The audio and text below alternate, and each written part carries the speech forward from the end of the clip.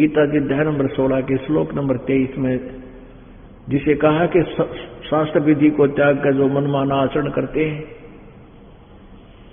उनको कोई लाभ नहीं होता, ना उनको सुख होता, ना उनकी गति होती, ना ही कोई उनको सिद्धि प्राप्त होती, अर्थात व्यर्थ, यूजलेस।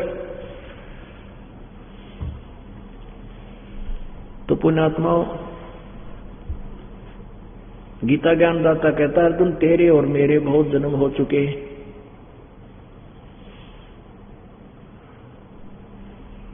तू नहीं जानता मैं जानता, और इससे सिद्ध है कि ये भी नाशवान है, अविनाशी परमात्मा कोई और है। अब हमने ये सिद्ध देखना पड़ेगा गीता जी हमें क्या ज्ञान देती है। जैसे गीता जी अध्याय नंबर 8 श्लोक नंबर 13 में कहा कि जो मेरी मुझ ब्रह्म का ओम एक इति एकाक्षरम ब्रह्म व्यवहारम माम अनुसमरण यह प्रयाति तदंदेहम सयाति परमाम गति।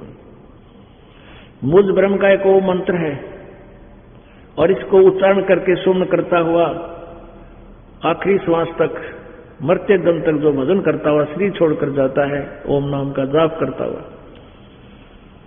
तो वो ओम नाम से राहत मिलने वाली उस गति को प्राप्त होता है।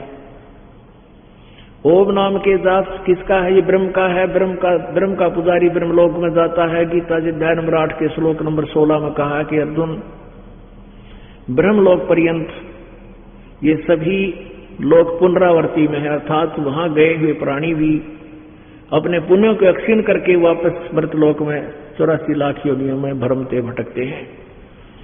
इससे सिद्ध है कि ओम नाम के जाप से भी पूर्ण मोक्ष नहीं है। और आप जी ने इस ओम नाम के जाप के आधार से साधना करने वालों को कितना कष्ट हुआ, कितना दुख हुआ, कितनी इनकी दुर्गति हुई। इनको इसलिए घटिया साधना किया कहा गीता जी अध्याय नंबर 7 के श्लोक नंबर 18 में। गीता ज्ञानदाता कहता है कि अर्जुन, जैसे गीता जी अध्याय नंबर 7 के श्लोक नंबर 12 से 15 में इन तीनों गुणों के उपासकों, त्रिगुणमयी माया, रजगुण ब्रह्मा, सतगुण विष्णु, तमगुण शिव जी की पूजा करने वालों को बताया है कि राक्षस स्वभाव को धारण किए वे मनुष्यों में नीच दूषित कर्म करने वाले मूर्ख, ये गीता ज्ञानदाता ब्रह्म कहता है मेरी पूजा भी ना करते। पुण्यात्माओं, ये कड़वे कैप्सूल है, ये कुनीन है जो आप जी को खिलानी अति आवश्यक होगी। और इसको अनाड़ी व्यक्ति, अनजान जो नहीं समझते हमारे ज्ञान को, यूं कहते हैं, जो पहले परमात्मा कबीर जी के बारे में धारणा रखा करते थे इन अज्ञानी संतों के कारण कि कबीर जी तो ब्रह्मा विष्णु महेश को पूजा के योग नहीं बताता है, ये अपराधी है, इसके विचार भी मत सुनना। और ऐसा करने में वो लोग उस समय सफल हो गए, वो अज्ञानी ऋषि, महर्षि, ब्राह्मण गुरु। लेकिन आज इनकी दाल गले को नहीं, क्योंकि आज समाज शिक्षित है और आंखों देख सकते हैं प्रमाण को, इसलिए ये कुनीन समाज में अब हजम हो रही है, जिसका परिणाम ये निकल रहा है कि लाखों की संख्या में पुण्यात्मा इस ज्ञान को समझकर अपना उद्धार करा रहे हैं। पवित्र हिंदू धर्म में पवित्र श्रीमद् भगवत गीता परमात्मा के चाहने वालों के घर सब का रखी हुई है। और ये दास तो इसमें दिखाता है कि ऐसा लिखा है, और पुराण भी सबके घर में रखी हुई है। वेद तो नहीं रहे थे हमारे घरों में, क्योंकि हमने वेदों का नाम सुना था, शकल नहीं देखी थी। हम केवल गीता जी और पुराणों पर आश्रित होकर के और उनके बाद अज्ञानियों के द्वारा वेदों और गीता और पुराणों को भी ना समझने के कारण इन अनाड़ी गुरुओं ने हमें लोक वेद पर आश्रित कर दिया था। वेदों से हटकर, गीता से हटकर ज्ञान और साधना हमें बता बता कर हमारे को नरक का गामी बना दिया था।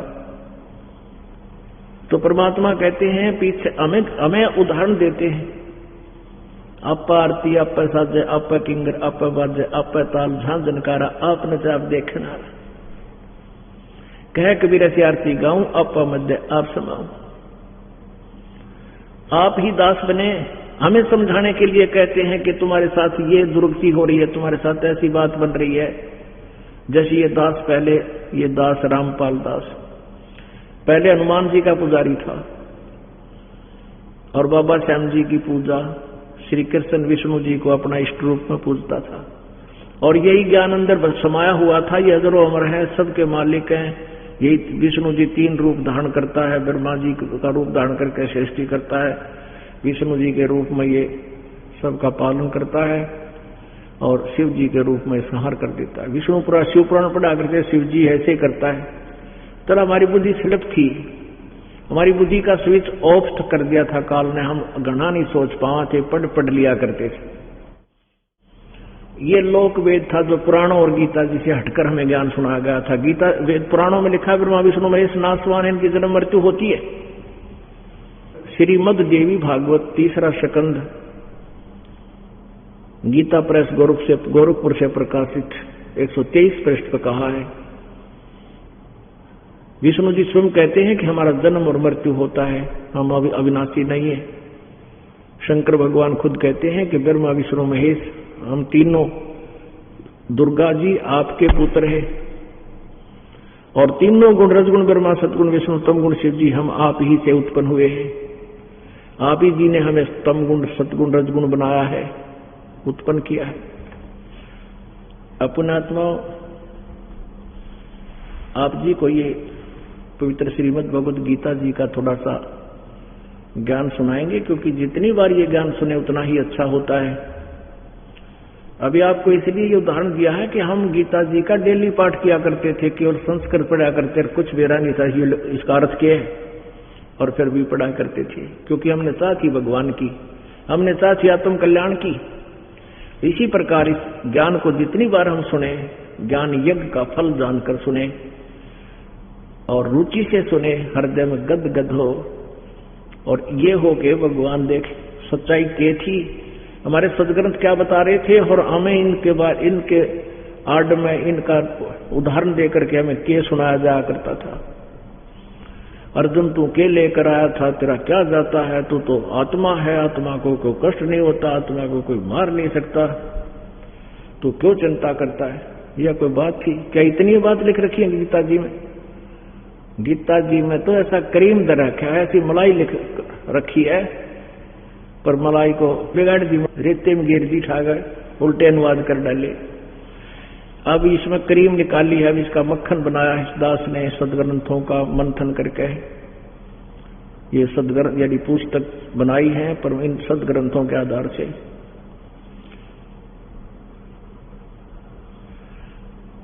अब आपको ये प्रसंग हल करने के लिए कि गीता जी अध्याय नंबर 8 के श्लोक नंबर 18 में अपनी साधना को गीता ज्ञान दाता ने अनुतमाम बताया है। ब्रह्मा, रजगुण ब्रह्मा जी, सतगुण विष्णु जी, तमगुण शिव जी की साधना करने वालों को तो घना लताड़ रखा है और कहते हैं ये मूर्ख मेरी साधना भी ना करते ब्रह्म की, और अपनी को कहते हैं मेरी साधना करने वाले भी 4 प्रकार के हैं, आरत अर्थार्थी, जिज्ञासु और ज्ञानी। तो अपने जो 4 प्रकार, क्योंकि जैसे आरत क्या होते हैं, आरत का अर्थ है जो संकट निवारण के लिए अनुष्ठान करते हैं। तो वो जो ब्रह्म के उपासक वेदोनुसार साधना करते हैं, ये अन्य कोई किसी भी ग्रंथ से वो कोई मंत्र नहीं देते, ना इस तरह की आरती करते, जय गणेश देवा, माता थारी पार्वती, पिता महादेवा, ओम जय जगदीश रे, स्वामी जय जगदीश रे, इस तरह के वो कोई भी श्लोक या कविता नहीं गाते।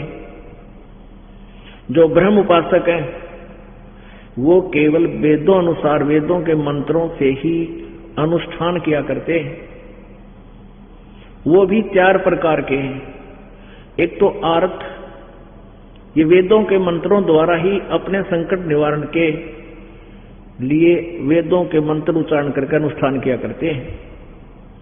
और दूसरे अर्थार्थी, यानी धन लाभ करने के लिए, यानी अपने धन वृद्धि बनाने के लिए, करने के लिए भी वेदों के मंत्रों के द्वारा ही ये धार्मिक अनुष्ठान बोलते हैं, करते हैं। और तीसरे जिज्ञासु, जो घर से निकले परमात्मा की चाह में और उनको मिल गए आगे वो घिसे पिटे गुरु, कहीं की ईंट कहीं का रोड़ा बताने वाले, वो जिज्ञासु परमात्मा के पाने के लिए निकला था। 10-5 जैसे गुरु संत मिले, उनसे जो ज्ञान खिचड़ी ग्रहण किया, आप गुरु बन बैठा, वक्ता बन गया। वो भी रिजेक्टेड किया बात गीता ज्ञानदाता ने, वो भी ठीक नहीं। ये केवल संकट निवारण के लिए ही जो लगे रहते हैं, ये भी ठीक नहीं। और धन प्राप्ति के लिए जो अनुष्ठानों में अपना जीवन खो देते हैं, वो भी ठीक नहीं। धन प्राप्ति में कैसे? एक कश्यप नाम के ऋषि थे, पहले भी दास ने उदाहरण दिया था, लेकिन उसमें गलती से गौतम ऋषि कह दिया था, वो गौतम ऋषि नहीं थे। एक कश्यप नाम के ऋषि थे, उसने सारे जीवन में वेदों अनुसार अनुष्ठान करके उसने अपना एक धन प्राप्ति के लिए एक सिद्धि प्राप्त की, मंत्र, ऐसा मंत्र सिद्ध कर लिया। एक बार राजा परीक्षित को ऋषि ने श्राप दे दिया कि 7वें दिन तुझे ये तक्षक सांप डसेगा। तक्षक सांप इन सर्पों का राजा है, पृथ्वी वालों का, और उसके डस जाने के बाद जीवित नहीं रह सकता, इतना विष है। तो तक्षक ने डसना था। उधर से कश्यप को यह पता था कि मैंने एक ऐसा मंत्र सिद्ध कर दिया है कि मैं राजा परीक्षित को जीवित कर दूंगा, इस मंत्र से उसका विष उतार दूंगा और मैं घना धन ले प्राप्त करूंगा। इस उद्देश्य से चल पड़ा। रास्ते में तक्षक सर्प एक मनुष्य रूप धार के खड़ा था। उसने कहा, ऋषि जी कहां जा रहे हो? कारण बताया कि राजा परीक्षित को तक्षक सर्प डसेगा, राजा मर जाएगा। मेरे पास ऐसा मंत्र है, उसको मैं जीवित करूंगा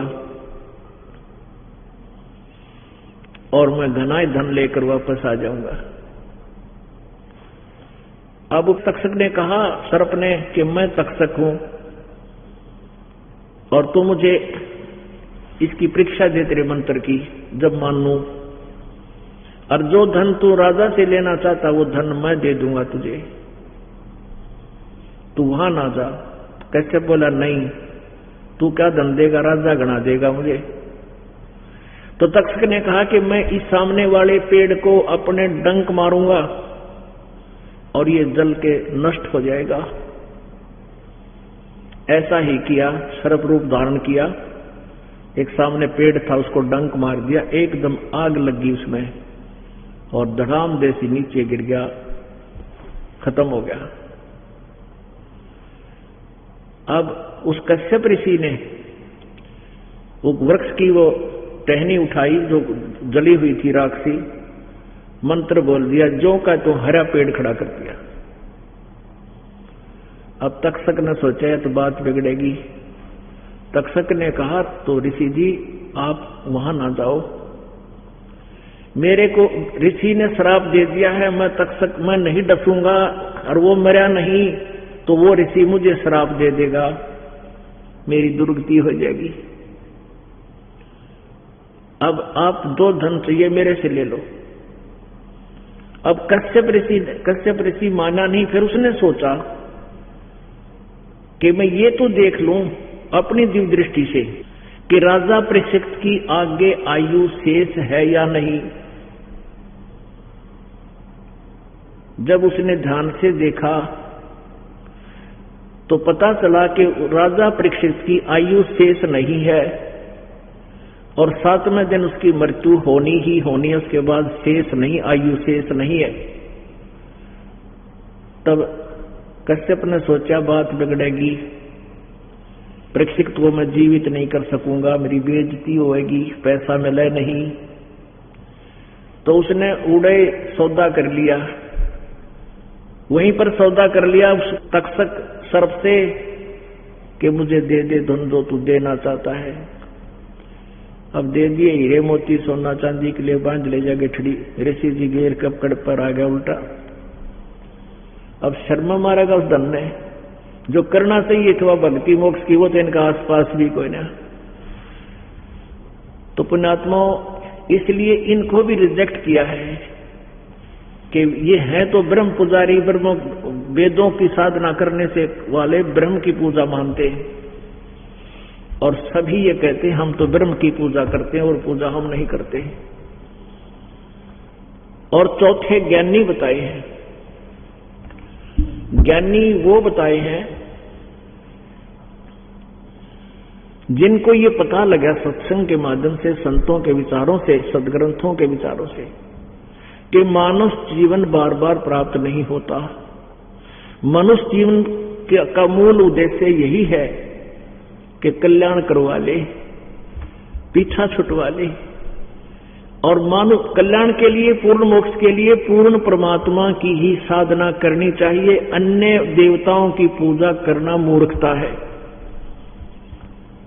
गीता जी अध्याय नंबर 7 के श्लोक नंबर 12 से 15 में तीनों गुण, रजगुण ब्रह्मा, सतगुण विष्णु, तमगुण शिव जी की साधना करने वाले, त्रिगुणमयी माया के द्वारा जिनका ज्ञान हरा जा चुका है, वो राक्षस स्वभाव को धारण किए मनुष्यों में नीच दूषित कर्म करने वाले मूर्ख मुझे भी नहीं भजते, गीता ज्ञानदाता कहता है, वो ब्रह्म कहता है। तो इन वेदों के जानने वालों को और ज्ञानी आत्माओं को ये पता हो जाता है कि केवल एक परमात्मा पूर्ण ब्रह्म की साधना से मोक्ष होगा।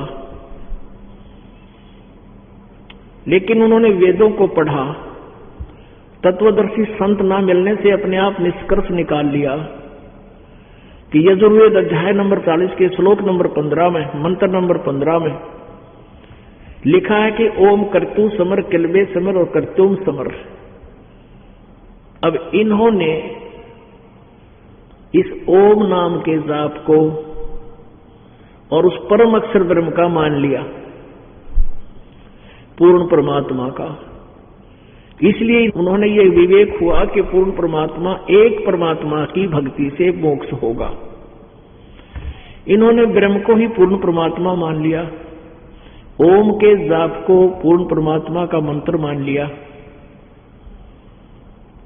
और उसी के आधार से जाप करके अपना मोक्ष समझ लिया। लेकिन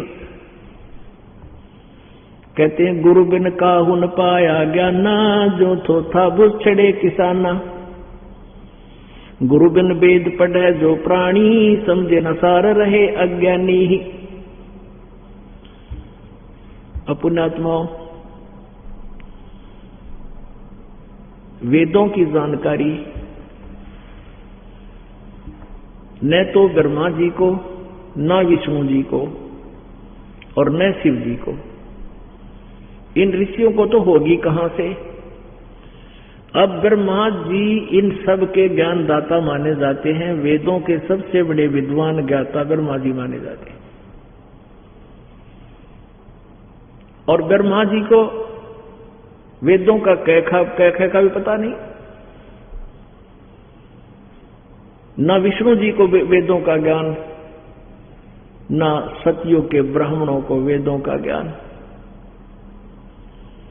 पुण्यात्माओं, ये शब्द बोल देना जो दास बोल रहा है, ये आप जी के लिए जो जिन्होंने ये ज्ञान कभी सुना नहीं, प्रथम बार सुनेंगे किसी भी माध्यम से, वीडियो सीडी के माध्यम से, या यहाँ सत्संग में किसी के द्वारा आ जाता है, भक्त भाई बहन किसी की प्रार्थना पे आओ, सत्संग सुन के आओ, तो पहली बार सुनेगा से लगेगा कि संत मेंटल है और ये गूं बकवाद कर रहा है।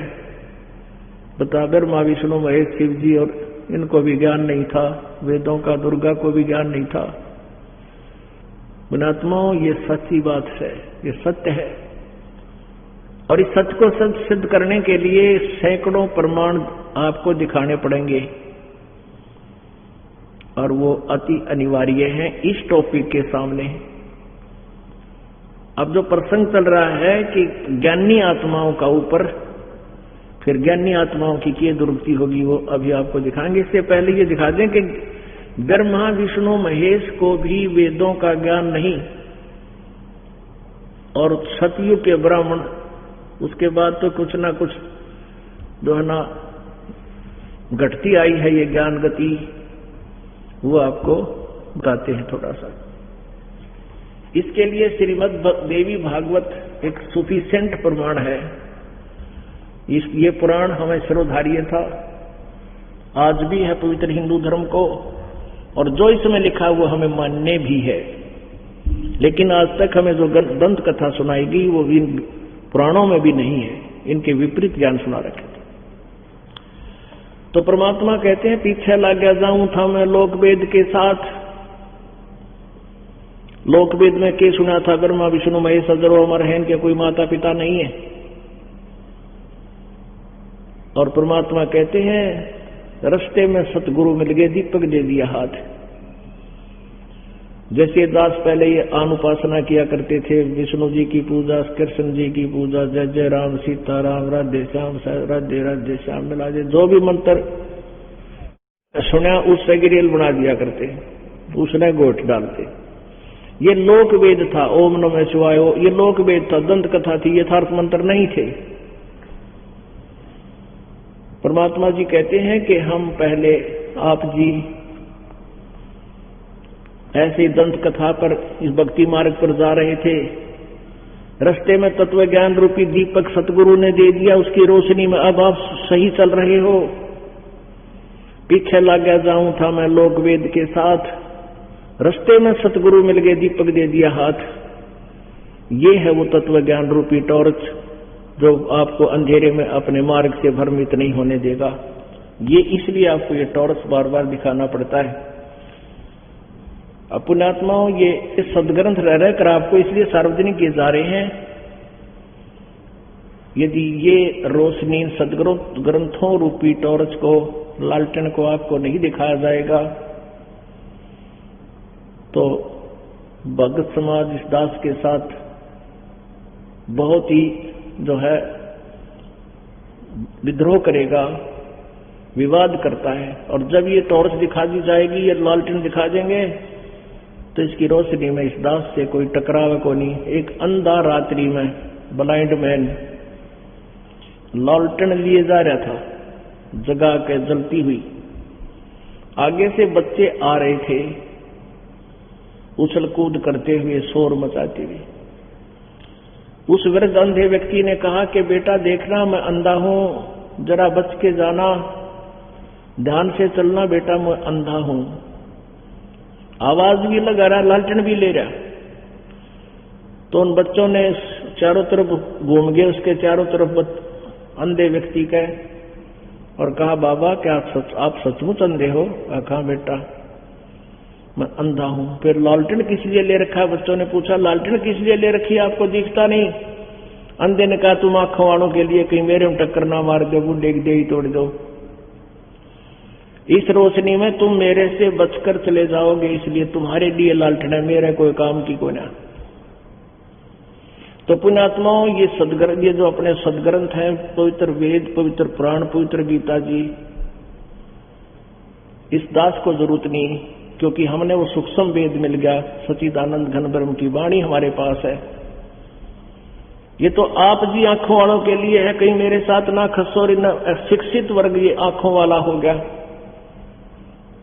इस दास के साथ विवाद ना करें, किसी के भरमाए ना भरमाए, इसलिए ये दास आपको ये सदग्रंथ रूपी लालटेन रह रह के दिखानी पड़ती है, ताकि आप साइड पकड़ जाओ। या तो शरण हो लोगे मेरे पीछे पीछे, ना फिर बकवाद करने जगह को नहीं आपको कि रामपाल झूठ बोल रहे हैं या निंदा करता है। यदि इस ज्ञान को सुन लेंगे, ये शब्द आपकी जुबान पर नहीं आ पाओगे। देखिएगा श्रीमद् देवी भागवत, सचित्र मोटा टाइप, केवल हिंदी, संक्षिप्त, गीता प्रेस गोरखपुर से प्रकाशित है। संपादक हनुमान प्रसाद पोदार, चिमन लाल गोस्वामी। प्रकाशक गीता प्रेस गोरखपुर, प्रकाशक एवं मुद्रक गीता प्रेस गोरखपुर, गोविंद धुन कार्यालय कोलकाता का संस्थान।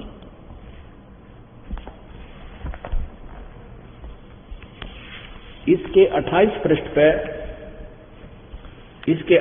पृष्ठ पे प्रथम सकंद में, पहला सकंद, यहां नारद जी और व्यास जी की गोष्ठी हो रही है। नारद जी पूछ रहे, नारद जी से Vyas ji, writer of the Devi Purana, writer of चारों वेद, ये पूछ रहा नारद जी से, और नारद जी उत्तर दे रहे हैं।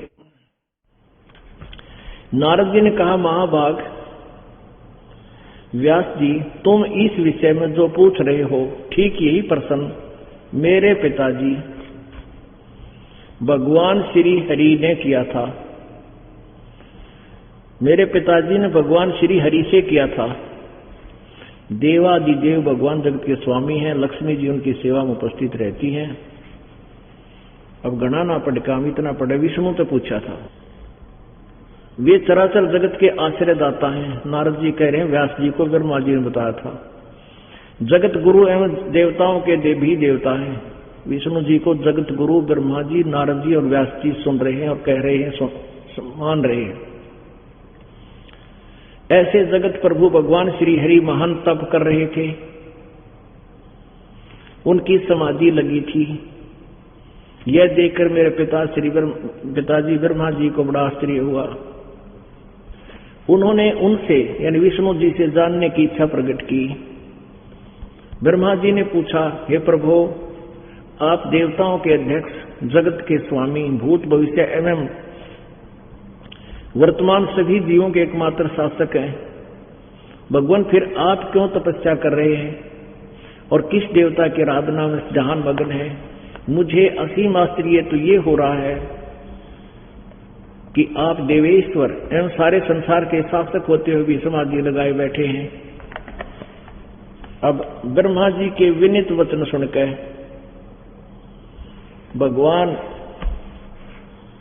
श्री हरि उनसे कहने लगे, विष्णु जी बोले फिर, ब्रह्मन सावधान होकर सुनो, मैं अपने मन का विचार व्यक्त करता हूं। देवता दानव मानव सब यही जानते हैं, तुम सृष्टि करते हो, मैं पालन करता हूं, शंकर संहार किया करते हैं। परंतु फिर भी वेद के पारगामी पुरुष अपनी युक्ति से यह सिद्ध करते हैं कि रचने, पालने और संहार करने की योग्यता जो हमें मिली है उसकी अधिष्ठात्री शक्ति देवी यानी दुर्गा है। आगे देखो, सुवर्त प्रत्यक्ष और परोक्ष दोनों उदाहरण मैं तुम्हारे सामने रखता हूं।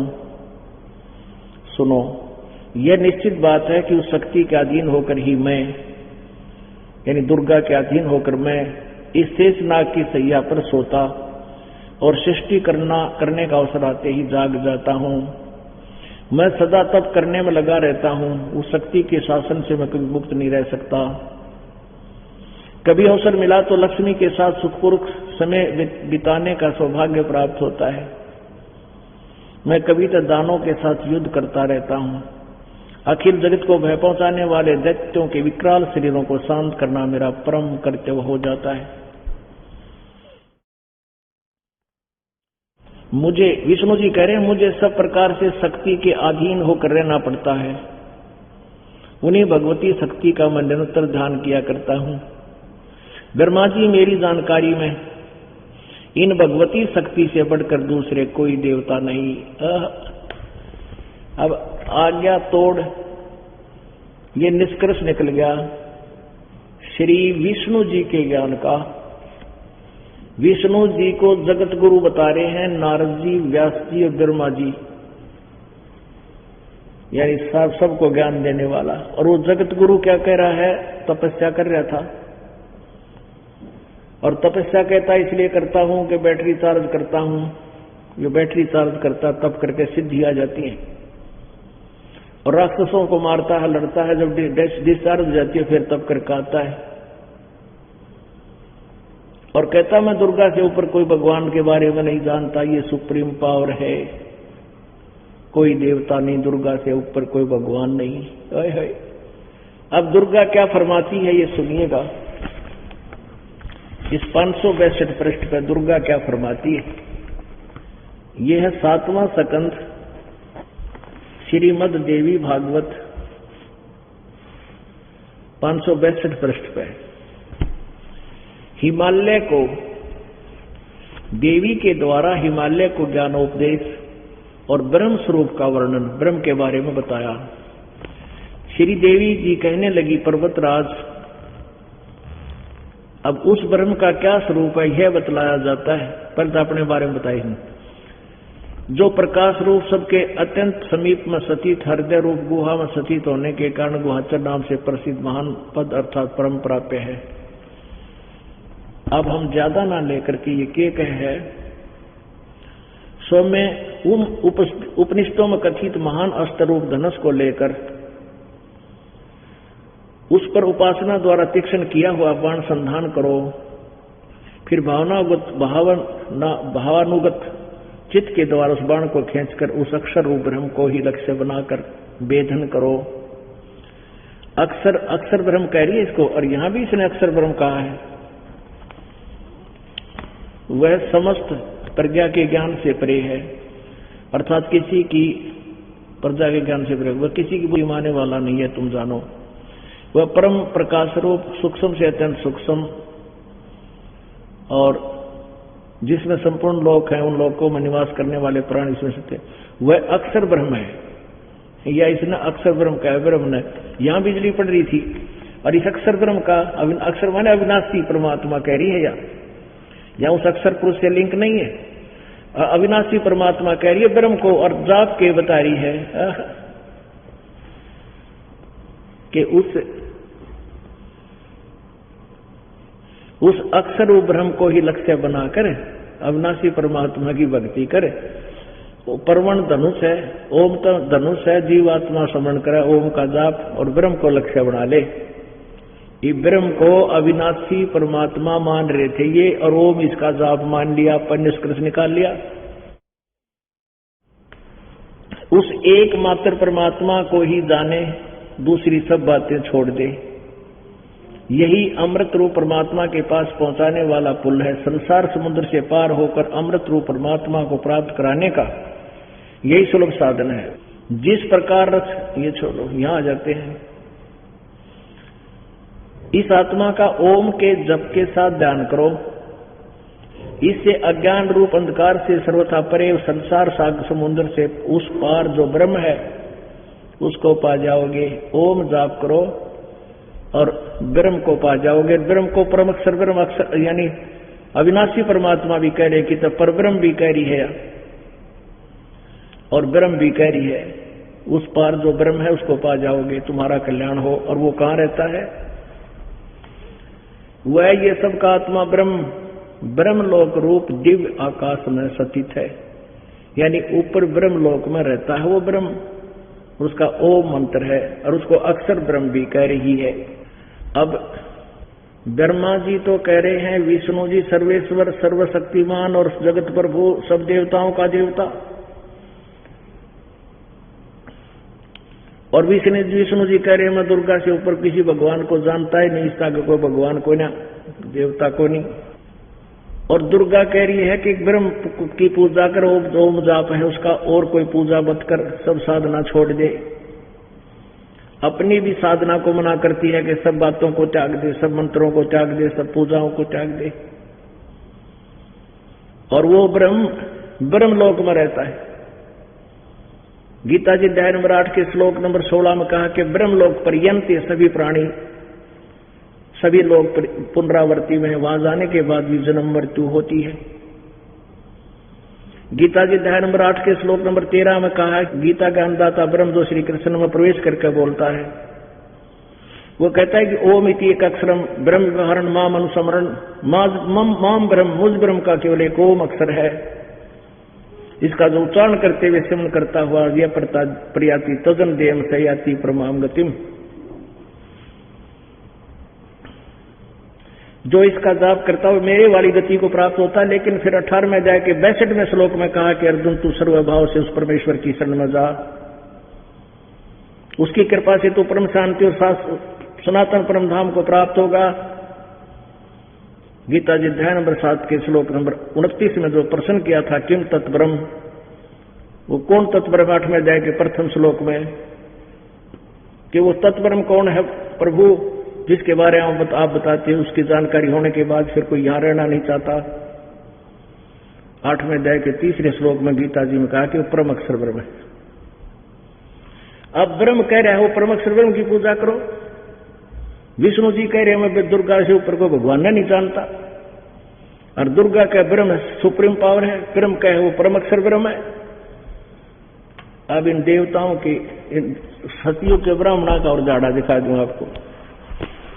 ये वही देवी भागवत है, देखिएगा, ये वही देवी भागवत है जो आपको अभी दिखाया था।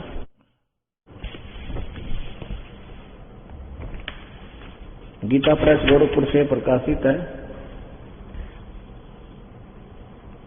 इसके 414 पृष्ठ पे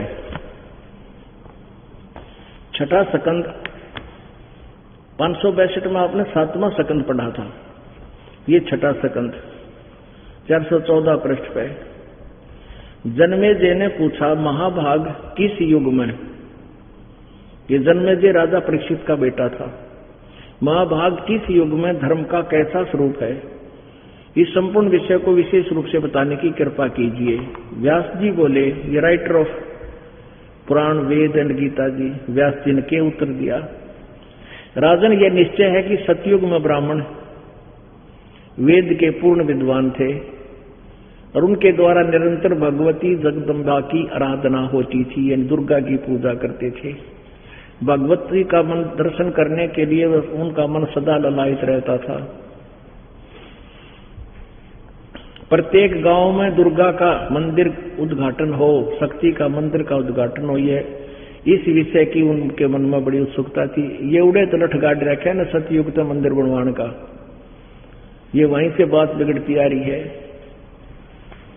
यहां लिखा है कि धर्म की यही सती थी, त्रेता में रही, परंतु कुछ ह्रास हो गया था। सतयुग की जो सतीति थी वह द्वापर में विशेष रूप से कम हो गई। राजन, उन प्राचीन युगों में द्वापर, सतयुग, त्रेता में जो राक्षस समझे जाते थे वे अब कलयुग में ब्राह्मण माने जाते हैं,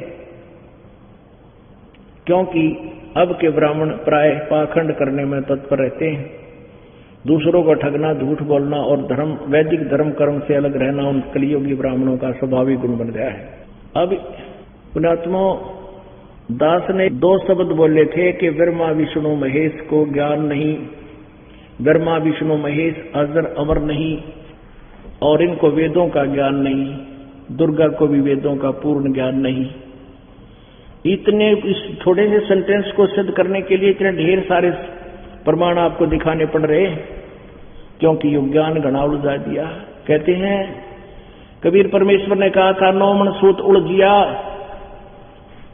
और ऋषि रहे झकमार, और सतगुरु ऐसा सुलझा दे उलझा ना दूसरी बार। 1 किलो सूत धागे हार दे, कच्चा सूत होता था, उलझ जाए तो सारा दिन लाग जाए जुलाहे का, परमात्मा ने बेरा था। कहते हैं 9 मन सूत उलझ जा, 360 किलो शेर, उसको सुलझाने में कितना समय लगे? कहते हैं 9 मन सूत उलझा दिया इन अज्ञानियों ने, उल्टे सुलटी दंत कथा सुना के, शास्त्र विरुद्ध ज्ञान और अपने अनुभव की बातें बता के, वेदों के विरुद्ध ज्ञान दे के यो 9 मन सूत उलझ गया। ऋषि रहे झकमार, इनना मेरा कौन देव पूजा के योग है, कौन पूर्ण परमात्मा है, कैसी सृष्टि रची गई थी। और सतगुरु ऐसा सुलझा दे भाई उलझे न दूजी बार। अब यू तत्व ज्ञान ऐसा सुलझा दिया जाएगा सदग्रंथों को, इस कलयुग में नहीं उलझेगा अभी। और जिन भक्ति चाहिए उनका बेड़ा पार होगा पुण्यात्माओं का। अब ये एक और थोड़ा सा प्रकरण रह गया, ब्रह्मा विष्णु महेश अजर अमर नहीं है, ये और दिखाते। यही दुर्गा पुराण है, ये वही दुर्गा पुराण है, देवी पुराण जो अभी आपको दिखाई थी। इसके तीसरे सकंद में पुण्यात्मा या लालटेन दिखानी घनी जरूरी है, नहीं तो एक शब्द भी कोई सुन नहीं सकता, इतना ज्ञान भर गया प्राणी में। 123 पृष्ठ पर अब विष्णु जी कह रहे हैं अपनी माता दुर्गा के विषय में, तुम शुद्ध स्वरूपा हो, संसार तुम्ही से उद्भासित हो रहा है। मैं ब्रह्मा और शंकर हम सभी तुम्हारी कृपा से विद्यमान हैं। हमारा आविर्भाव और तिरोभाव हुआ करता है, केवल तुम ही नित्य हो, जगत जननी हो, प्रकृति और सनातनी देवी हो। आविर्भाव कहते हैं हमारा तो जन्म और मृत्यु होता है। आविर्भाव माने जन्म, आविर्भाव माने जन्म, तिरोभाव माने मृत्यु हुआ करता है। शंकर भगवान बोले, देवी यदि महाभाग विष्णु तुम्ही से प्रकट हुए हैं तो उनके बाद उत्पन्न होने वाले ब्रह्मा भी तुम्हारे ही बालक हुए। ब्रह्मा विष्णु महेश की मां कौन है ये सिद्ध हो रही है। ब्रह्मा विष्णु महेश नासवान है ये सिद्ध हो रहा है। शंकर भगवान कह रहे कि फिर तमोगुणी लीला करने वाला शंकर, क्या मैं तुम्हारी संतान नहीं हुआ? अर्थात मुझे भी उत्पन्न करने वाली तुम ही हो शिवे, संपूर्ण संसार की सृष्टि करने में तुम बड़ी चतुर हो। इस संसार की सृष्टि स्थिति और संहार में तुम्हारे गुण सदा समर्थ हैं। उन्हीं तीनों गुणों से उत्पन्न हम रजगुण ब्रह्मा, सतगुण विष्णु, तम गुण शिव जी। उन्हीं तीनों गुणों से उत्पन्न हम ब्रह्मा शंकर विष्णु एवं शंकर नियम अनुसार कार्य में तत्पर रहते हैं। आज साहिब 2 घंटे के सत्संग का जो निष्कर्ष है वो ये बताना था दास का कि गीता ज्ञानदाता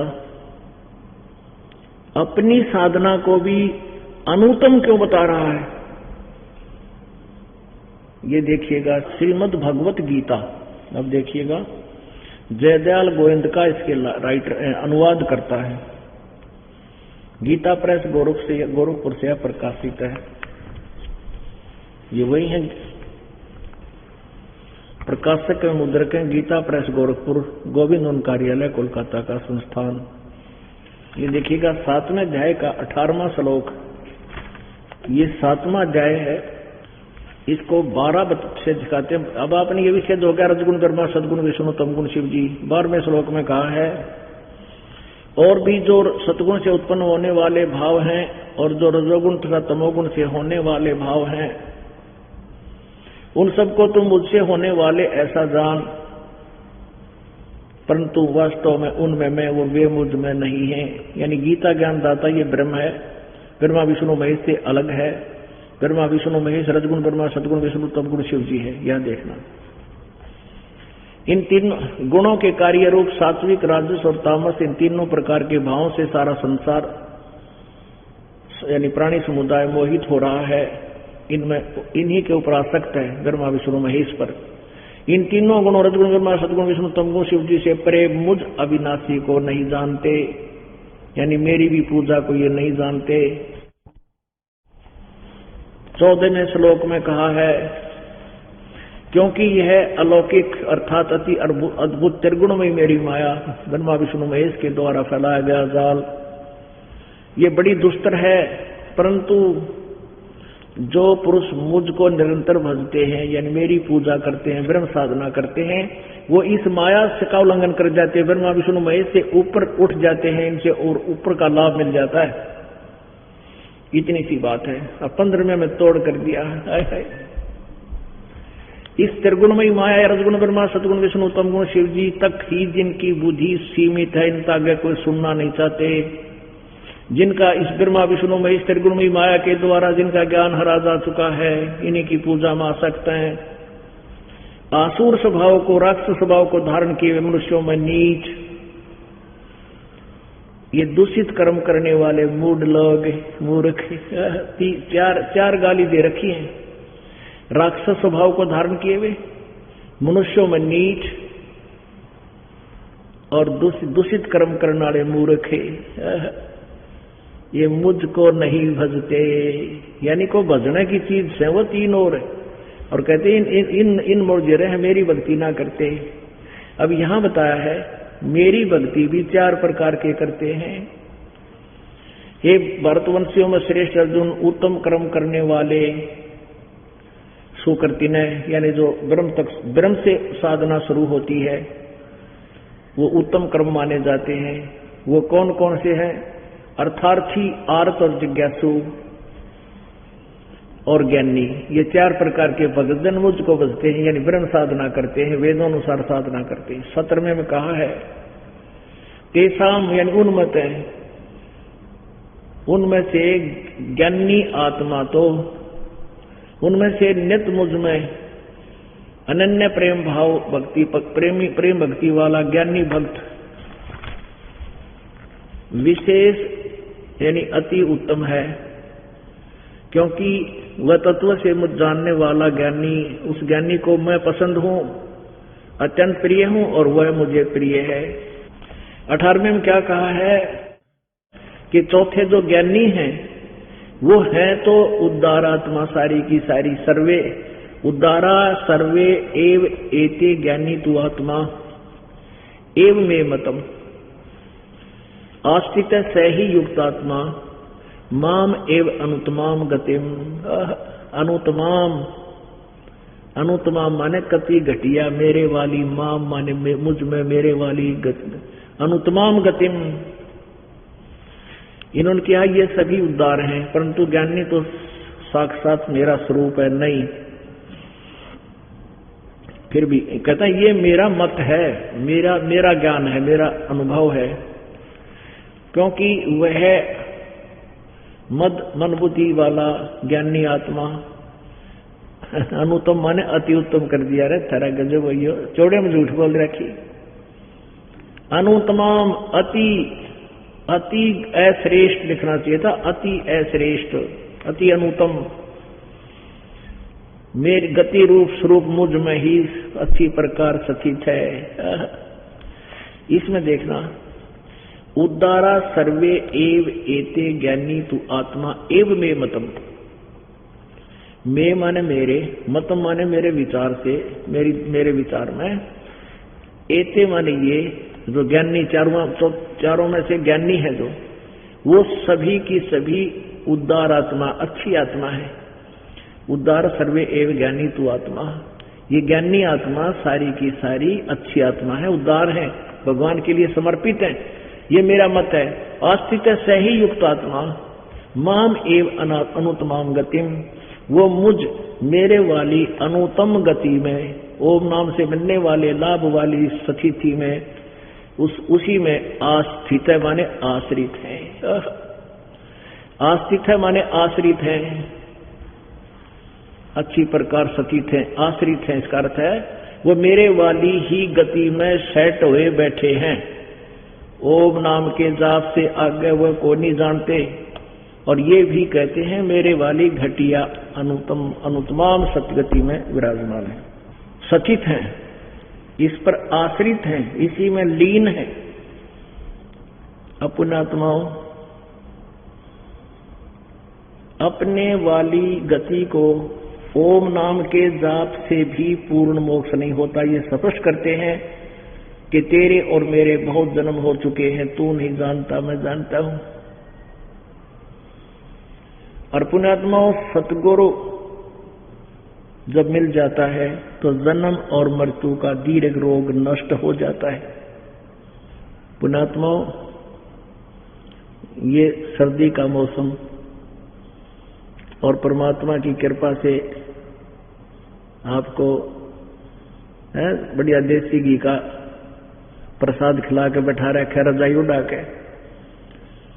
पहले हम सांग देखने जाया करते, कितनी सर्दी होती, दिन में घर का काम करते, स्कूल में जाते, स्कूल में ताकि खेत ख्यात का जो कार्य होता, जिसे व्यवसाय था, किसान घर में जन्म होने से वो धंधा करते, रात में सांग देखने जाते रात्रि में। और एक पतली सी चादर होया करती पहले, इसकी खद्दर की, कौन कांबड़ दे था। भारत उस समय इतनी अच्छी हालत नहीं थी, क्योंकि तुरंत आजाद हुआ ही था। वह ओढ़ के चादर और बैठ जाते, वहां जाके कहा जहां गधे बैठे रेत में, और सारी रात दांदरे काटे जाते, बकवाद सुने जाते, ठुठरे जाते, कति नहीं उठते उड़ते हैं, पूरा सुनकर चलेंगे। और यहाँ सारी सुविधा आपको। तो दास चाहता है कि आपने घना तगना दूध पिया दूं, जैसे बालक ने दूध पिला कर दादा ताऊ काका पिता माता अपना भी दूध पी, और बच्चा पी का आया और अपना दूध कह ले बेटा थोड़ा सा और पी ले, पिए पिए लो थोड़ा पी ले। उन्हें पता है कि दूध अच्छा पिएगा जल्दी स्वस्थ और बढ़ेगा शरीर, इसका शीघ्र युवा हो जाएगा। ये दास चाहता है कि आपको गणित गणा ज्ञान से ठोक दूं, क्योंकि कदे कदे सूट बैठा आपका काल की कैद से जमानत भी परमात्मा करवा के लाता आपकी, किसी की 1 दिन की, किसी की 2 दिन की, किसी की 1 रात की। उसे कोई बात नहीं, जितना भी समय मिला दास का उद्देश्य यही रहता है कि उसमें भी इतना ज्ञान दे दूं कि कई दिन ताई ये बच्चा पुण्यात्मा तृप्त रहे और भूख लगे जो फिर भाग गया। तो ये इसलिए थोड़ा सा सत्संग को लंबा खींचना चाहता है दास। 10-20 मिनट और आप ध्यान से सुनना। 100 का दद करा कितना जीवन खो दिया हमने, सोया पड़कर सो जाते, तड़के उठते भाग लेते हैं। पहला फिल्म लिया करते, रात में VCR लिया करते, 3-3 फिल्म लियाते, 3-3 घंटे की, सारी रात जागे जाते, चाह पिए जाते हो नु देखो जाते आंख पाड़े और कुछ लेना देना। और ये अमृत वर्षा भगवान की वाणी का। अब ये सिद्ध करना शेष रह गया कि इसने अनुत्तम क्यों बताई अपनी साधना को। एक तो ये क्लियर हो गया, अनुत्तम इसलिए बतावा है कि मेरे और तेरे बहुत जन्म हो लिए, असंख्य जन्म मृत्यु होगी, यानी अमृत प्राप्त नहीं हो सकता। गीता जी अध्याय नंबर 15 के श्लोक नंबर 1 से 4 में बताया कि उल्टा लटका हुआ संसार रूपी वृक्ष है, और जो संत इसके सभी विभाग बता देगा वो तत्वदर्शी संत होगा, वह वेद के तात्पर्य से जानने वाला है। ये पहचान है तत्वदर्शी संत की। फिर तत्वदर्शी संत की प्राप्त मिलने के बाद उस तत्व ज्ञान रूपी शस्त्र से उलझी हुई गुत्थी को काट के, अर्थात इसको अच्छी तरह समझ के इस ज्ञान को उस परमेश्वर के उस परम पद की खोज करनी चाहिए। जहां जाने के बाद फिर कभी प्राणी लौट कर संसार में नहीं आते, यानी उनको पूर्ण मोक्ष प्राप्त हो जाता है। तो अब ये भी तो ज्ञान गीता जी में लिखा है कि कोई और भगवान है और ही साधना है उसकी, बताने वाला भी कोई अन्य है जो गीता में वर्णित नहीं है, और वो सच्चिदानंद घन ब्रह्म की वाणी में वर्णित है। तो ऐसा भी है कि पूर्ण मोक्ष होता है और सनातन परम धाम प्राप्त होता है। तो इसके लिए आपको थोड़ा सा एक उदाहरण देते हैं, एक जैन धर्म के बारे में आपको जानकारी देते हैं। एक ऋषभ देव जी राजा थे, फिर उनको परमात्मा पूर्ण ब्रह्म जी मिले थे। कहते हैं गोता मारू स्वर्ग में जा बैठूं पैताल, कह कबीर ढूंढता करूं अपने हीरे मोती लाल। तो वहां पर क्योंकि ये वेदों के जानकार होते थे, ब्राह्मण लोग वेदों से ज्ञान देते थे, वो कहा करते थे कि वेदों में, और ऋषभ देव जी को यह बात फिट हो रही थी कि कोई कवि नाम का भगवान है, वेदों में लिखा कवि, और वही पूर्ण ज्ञानी है, वही सच्चा ज्ञान देने आता है। तो वो पूर्ण परमात्मा कबीर जी, कबीर देव उस ऋषभ देव जी को मिले। लेकिन हम सभी की बुद्धि में ये समा रखा है नकली गुरुओं ने कि परमात्मा निराकार है। कबीर परमेश्वर आए, कहते हैं ऋषभ देव का आइया कवि नाम में करतार, वो परमात्मा उस कवि नाम धर के आया वहां पर कि मैं हूं वो कवि जिसने तुम वेदों में कवि कहते हो। लेकिन ऋषभ देव जी ज्ञान से प्रभावित हो गए, लेकिन परमात्मा की बात और मंत्र ज्ञान सुना नहीं। इतने प्रभावित हो गए कि राज त्याग दिया। 101 पुत्र थे उनके, तो उनको सबको अलग अलग शासन देकर आप भक्ति करने लगे, क्योंकि ऋषियों ने बताया कि झूठ बोलता ये कवि, इसको नहीं ज्ञान है। तो ऋषभ देव जी ने उन ऋषियों की बातों को मानकर हठ योग रोम नाम का जाप प्रारंभ कर दिया। 1000 वर्ष तक निराहार रह करके साधना की। जब अपनी वो साधना समाप्त की, सबसे पहले अपने पोते भरत के पुत्र मारीची को अपना शिष्य बनाया। और मारीची ओम का जाप करते थे और हठ योग करते थे। उस मारीची के जीव की फिर के विरानमटी हुई, कितनी दुर्गति हुई उस ओम नाम के जाप तक,